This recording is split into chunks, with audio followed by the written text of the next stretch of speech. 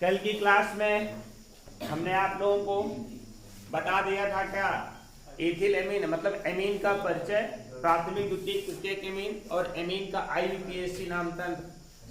IUPAC nomenclature सिर्फ amine का बताया गया था। आज हम पढ़ाएंगे एथिल एमीन बनाने की विधि। एथिल एमीन का अंशसूत्र क्या होता है? C2H5NH2, इसे बोलते क्या है? हम एथिल एमीन बोलते हैं। फिर लिखेंगे यहाँ पर क्या बनाने की विधि पढ़ना है हमें ना। एथिल एमीन बनाने की विधि लिखेंगे क्या हम? एथिल एमीन बनाने की विधियां। एथिल एमीन बनाने की विधियां, एथिल एमीन को किस तरीके से बनाया जाता है, कैसे प्राप्त करते हैं। पहली विधि है आपकी हाफमान ब्रोमो एमाइड अपक्रिया द्वारा। हाफमान ब्रोमो एमाइड अपक्रिया द्वारा क्या अपक्रिया कभी पढ़ाई गई है? हाफमान ब्रोमो एमाइड अपक्रिया द्वारा। हाफमान ब्रोमो एमाइड अपक्रिया द्वारा किसका निर्माण करेंगे हम? एथिल एमीन का निर्माण करेंगे। तो किस तरीके से प्राप्त करते हैं? प्रोपेनेमाइड होगा। एमाइड समूह कौन सा होता है? एमीन समूह होता है NH2, बट एमाइड समूह कौन सा होता है? CONH2 के एमाइड कहते हैं। और प्रोपेनेमाइड का मतलब क्या होगा? प्रोपेन का मतलब 3 कार्बन, C2H5CONH2 3 कार्बन तभी तो बनेगा, तो बन जाएगा प्रोपेन। अच्छा हम एथेनेमाइड कहेंगे तो CH3CONH2 ना। एथेनेमाइड प्रोपेनेमाइड कहेंगे तो क्या बनेगा आपका? C2H5CONH2। प्रोपेनेमाइड की क्रिया कराई जाती है किसके साथ? ब्रोमीन के साथ और पोटेशियम हाइड्रोक्साइड के साथ, KOH के साथ कराते हैं। ब्रोमीन के साथ और पोटेशियम हाइड्रोक्साइड के साथ करा देते हैं। तो यहां से बनता क्या है देखिए, गर्म करते हैं तो बनता है आपका एथिल एमीन CH3CONH2 बन जाता है, सॉरी C2H5NH2 बन जाता है। और पोटेशियम और ब्रोमीन 2KBr बन जाएगा आपका, 2KBr और प्लस क्या बनेगा आपका यहाँ से? K2CO3 बनेगा क्या आपका? K2CO3 और प्लस क्या? 2H2O। इस रिएक्शन को कौन सी रिएक्शन बोलते हैं? हाफमान ब्रोम एमाइड अपक्रिया। देखिए ये क्या है आपका? प्रोपेनामाइड की अपक्रिया। प्रोपेनामाइड की अपक्रिया किसके साथ करा देते हैं? ब्रोमीन और पोटेशियम हाइड्रोक्साइड के साथ करा देते हैं, तो बन जाता है आपका एथिल एमीन। यह क्रिया कई पदों में होती है। सबसे पहला स्टेप क्या लिखेंगे? यह क्रिया कई पदों में होती है। इसी क्रिया को दिखाते हैं होती किस तरीके से, इतनी बड़ी क्रिया किस तरह से होती है। सबसे पहले क्या होता है? प्रोपेनामाइड का ब्रोमीनीकरण होता है। फर्स्ट रिएक्शन में क्या होता है? प्रोपेनामाइड मतलब C2H5CONH2 का क्या कर देते हैं हम? ब्रोमीनीकरण करा देते हैं, मतलब कि Br2 के साथ रिएक्शन करा देते हैं। तो क्या हो जाएगा? विस्थापनीय हाइड्रोजन परमाणु हटेगा यहाँ से और इसके साथ में क्या लग जाएगा? ब्रोमीन लग जाएगा और प्राप्त क्या हो जाएगा? C2H5CONH और प्लस क्या? HBr। ये प्राप्त होता है। यही निकला हुआ HBr पोटेशियम हाइड्रोक्साइड के एक अणु के साथ अपक्रिया कर लेता है। HBr प्लस KOH के एक मॉलिक्यूल के साथ अपक्रिया करेगा और बन जाएगा क्या आपका? KBr पोटेशियम ब्रोमाइड और प्लस क्या निकल जाता है? H2O। ये रिएक्शन समझ पाए कि नहीं? अगली रिएक्शन क्या होता है? अगली रिएक्शन जो प्राप्त हुआ है C2H5CONH इसकी क्रिया पोटेशियम हाइड्रोक्साइड के दूसरे मॉलिक्यूल्स के साथ हो जाती है। तो सेकंड रिएक्शन थी। थर्ड रिएक्शन देखिए क्या होता है? C2H5CONH की क्रिया KOH के दूसरे मॉलिक्यूल्स के साथ हो जाती है। KOH के दूसरे मॉलिक्यूल्स के साथ होती है। तो यहां से बनता क्या है देखो? KBr निकल जाएगा और फिर क्या निकलेगा आपका? H2O, है ना। और फिर बन जाता है आपका आइसोसाइनेट। क्या बनेगा? C2H5NCO। NCO क्या नाम होता है इसका?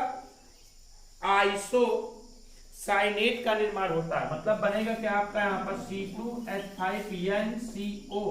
ध्यान से समझिए, C2H5NCO आइसोसाइनेट, एथिल आइसोसाइनेट, इसका नाम लिख लीजिए, थोड़ा सा इंपॉर्टेंट है ये। एथिल आइसोसाइनेट, एथिल आइसोसाइनेट का निर्माण होता है। प्लस क्या बन जाएगा आपका? पोटेशियम ब्रोमाइड के दिया, और प्लस क्या निकल जाएगा आपका? H2O का निर्माण हो जाता है। लास्ट रिएक्शन क्या होती है? यही प्राप्त हुआ एथिल आइसोसाइनेट, प्राप्त हुआ एथिल आइसोसाइनेट पोटेशियम हाइड्रोक्साइड के 2 मॉलिक्यूल्स के साथ अभिक्रिया करता है। चौथी अभिक्रिया देखिए, C2H5NCO इसके पोटेशियम हाइड्रोक्साइड के 2 मॉलिक्यूल्स के साथ अभिक्रिया करेगा, तो बन जाएगा क्या? यहां से देखो, C2H5NH2, C2H5NH2, देखो हाइड्रोजन के 2 ना, देखो C2H5NH2, और बनेगा क्या आपका? K2CO3। भाई ऑक्सीजन के 2 है ना, तो बन जाएगा क्या आपका यहाँ पर? C2H5NH2 प्लस क्या बन जाएगा? K2CO3 potassium carbonate. अगर इन्हीं सभी अभिक्रियाओं को आपस में जोड़ लें, हम सब अभिक्रियाओं को आपस में जोड़ लें, तो आपकी मेन रिएक्शन ही प्राप्त होगी। कैसे? देखिए, ये कट जाएगा, और फिर क्या कटेगा आपका यहाँ पर? HBr यहां से कट जाएगा। भाई ये कट गया आपका, ये कट गया, ये कट गया, ये कट गया, है कि नहीं? और C2H5NCO, C2H5NCO कैंसिल हो जाएगा। अब सबको ऐड कर लेंगे। ऐड कैसे करते हैं देखिए, प्रोपेनेमाइड होता है क्या? C2H5CuNH2, ये प्लस ब्रोमीन के कितने लगे हैं? Br2 ही लगा है, प्लस पोटेशियम हाइड्रोक्साइड कितना लगा है? 1 2 2 2 4 4 KOH लगा है। गिव्स आउट क्या बनता है यहाँ पर? देखिए मिल्क प्रोडक्ट पहले लिख देते हैं, C2H5NH2 और प्लस क्या निकलेगा? पोटेशियम ब्रोमाइड का 1 और पोटेशियम ब्रोमाइड का 2 KBr की प्राप्ति होगी, और प्लस क्या? K2CO3 निकलेगा, इसको हमने लिख लिया, और प्लस 2H2O। यही रिएक्शन क्या है? हाफ मान ब्रोमेमाइड अभिक्रिया। थोड़ा सा ध्यान दे दीजिएगा, बहुत पूछा जाता है हाफ मान ब्रोमेमाइड अभिक्रिया किसे कहा जाता है। तो सीधा सीधा लिखोगे कि प्रोपेनोमाइड को पोटेशियम हाइड्रोक्साइड तथा ब्रोमीन के साथ में गर्म करने पर एथिल एमीन की प्राप्ति होती है, जिसे क्या कहते हैं हम? हाफ मान ब्रोम एमाइड अभिक्रिया कहते हैं। यह अभिक्रिया कई स्टेप्स में होती है, 4 स्टेप में होती है, तब जाकर के पूरी अभिक्रिया पूर्ण होती है। समझ गए ना? हाफ मान ब्रोमेमाइड अभिक्रिया के बारे में अच्छी तरीके से समझ गए। ये रिएक्शन बहुत इंपॉर्टेंट है बोर्ड एग्जाम के दृष्टिकोण से। ये तो थी एथिल एमीन बनाने की हाफ मान ब्रोमाइड अभिक्रिया विधि, हाफ मान ब्रोमेमाइड अभिक्रिया विधि, और ढेर सारी अभिक्रियाएं हैं जिसके आधार पर हम एथिल एमीन का निर्माण कर सकते हैं। तो अगली अभिक्रिया है किसके द्वारा? नाइट्रोएथेन के अपचयन द्वारा।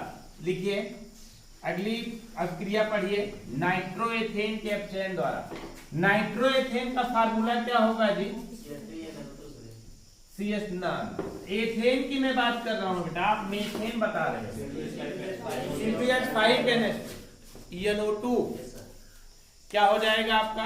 नाइट्रोएथेन। नाइट्रोएथेन का आप चेंज करा देते हैं। द सेकेंड रिएक्शन कौन सा है आपका? नाइट्रोएथेन के किसके द्वारा? अपचयन द्वारा। नाइट्रोएथेन का अपचयन करा देते हैं। आपको पता होना चाहिए रिडक्शन मतलब अपचयन। अपचयन में क्या ऐड होता है? हाइड्रोजन ऐड होता है, और ऑक्सीडेशन में मतलब ऑक्सीकरण में ऑक्सीजन ऐड होता है। देखिए क्या है? C2H5NO2, इसका अपचयन करा देते हैं। ये इस तरीके से हाइड्रोजन लिखा गया है, इसका तात्पर्य क्या है? इसका मतलब क्या है? नवजात हाइड्रोजन है, मतलब कि अभी जस्ट प्राप्त हुआ हाइड्रोजन है, परमाणु के रूप में है, अणु के रूप में परिवर्तित नहीं हुआ, इसे बोलते हैं नवजात हाइड्रोजन। और इसका आप चयन करा देते हैं किसकी उपस्थिति में, टिन और हाइड्रोक्लोरिक अम्ल की उपस्थिति में। तो यहां से बन जाता है क्या, देखिए C2H5NH2, C2H5NH2 और हाइड्रोजन के 4 बचते हैं, ऑक्सीजन के 2 बचता है, मतलब 2H2O का निर्माण हो जाएगा, प्राप्त हो जाएगा क्या, C2H5NH2 और प्लस क्या 2H2O। इसे बोलते हैं नाइट्रोएथेन के अपचयन द्वारा। नोट कर लीजिए रिएक्शन। अगली रिएक्शन देखिए, बनाने की अगली विधि मेथिल साइनाइड के अपचयन द्वारा। तीसरा कौन सा है आपका, मेथिल साइनाइड के अपचयन द्वारा। मेथिल साइनाइड का अपचयन करा देते हैं। मेथिल साइनाइड का फार्मूला क्या होता है, CH3CN। इसका अपचयन हो जाता है 4H के द्वारा। तो यहाँ से बहुत आसानी से आसान अपक्रिया होती है। ध्यान रखिएगा, अपक्रिया होती क्या है, सोडियम और एथिल अल्कोहल की उपस्थिति में। तो बन क्या जाता है, देखिए CH3CH2, CH3CH2 फिर NH2 जी, है ना आसान रिएक्शन। हाइड्रोजन के 2 मॉलिक्यूल्स इसके 2 मॉलिक्यूल मतलब कि 2 एटम्स इसके साथ और 2 एटम्स इसके साथ जाकर के जुड़ जाएंगे और प्राप्त क्या हो जाएगा आपका CH3CH2NH2। एक रिएक्शन और देख लीजिए इसी समय, एस्टेमाइड के अपचयन द्वारा। चौथा रिएक्शन देखिए, एस्टेमाइड के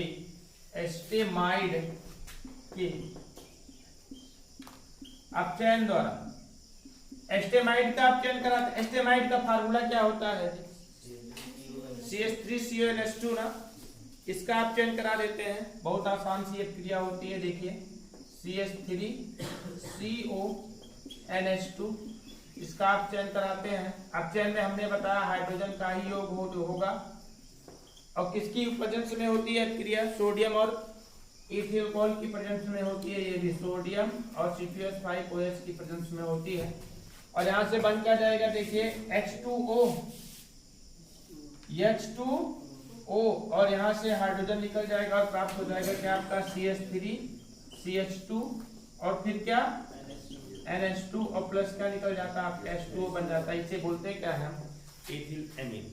ये सभी क्रियाएं हैं जिसके द्वारा हम एथिल एमीन का निर्माण कर सकते हैं।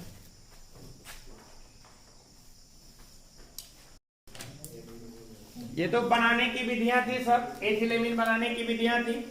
अभी बहुत सारी विधियां हैं, जैसे सीमेंट अपक्रिया के द्वारा है, हाफमान विधि है, प्रयोगशाला विधि है।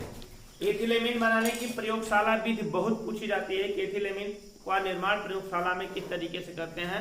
लॉन्ग आंसर टाइप क्वेश्चन में पूछा जाता है प्रयोगशाला में एथिल एमीन किस तरीके से बनाते हैं। बाकी कल बताते हैं।